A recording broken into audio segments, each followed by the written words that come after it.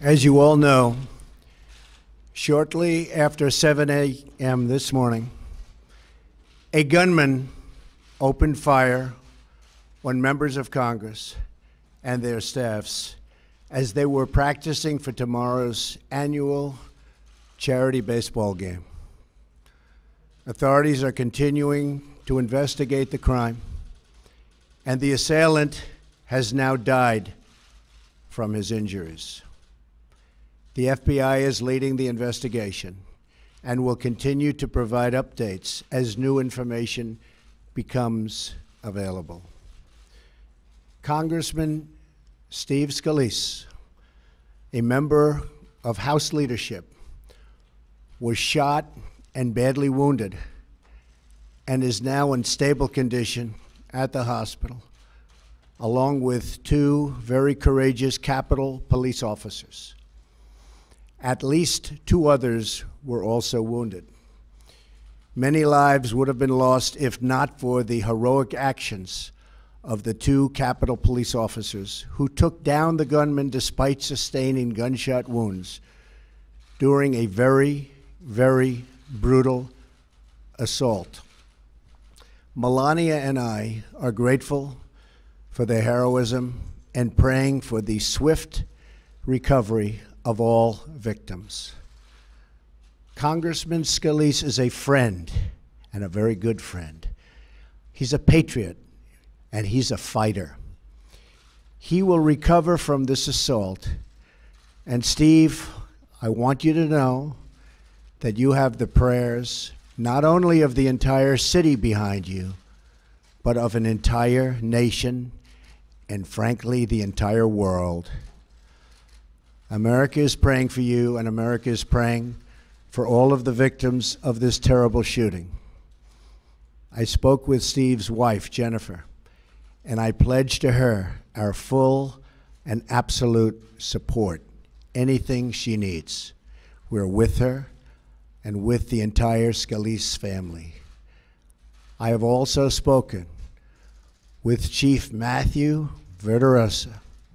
He's doing a fantastic job of the Capitol Police to express our sympathies for his wounded officers and to express my admiration for their courage. Our brave Capitol Police perform a challenging job with incredible skill, and their sacrifice makes democracy possible. We also commend the brave first responders from Alexandria Police Fire and Rescue, who rushed to the scene. Everyone on that field is a public servant. Our courageous police, our congressional aides, who work so tirelessly behind the scenes with enormous devotion, and our dedicated members of Congress who represent our people. We may have our differences, but we do well in times like these to remember that everyone who serves in our nation's capital is here because, above all, they love our country. We can all agree that we are blessed to be Americans, that our children deserve to grow up in a nation of safety and peace, and that we are strongest when we are unified and when we work together for the common good. Please take a moment today to cherish those you love and always remember those who serve and keep us safe. God bless them all. God bless you, and God bless America. Thank you. There will be those who will talk about what's wrong with America, but in this case, Officers Griner and Bailey, we saw what's right with America. We saw two people risk their lives to save the lives of others. We saw courage in the face of death. And we saw examples of why all Americans should be grateful every day for law enforcement officers around this country. There could have easily been 25 deaths or more today. I think we had 25 team players and about 15 staff. But Officers Griner and Bailey prevented that, and my family and I will be forever grateful. Zach Barth, who works for me, was shot while he was retrieving balls in the outfield.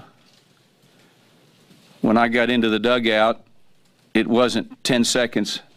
Then Zach had come running in from the outfield, and we landed in each other's arms. He held me, I held him. Jeff Flake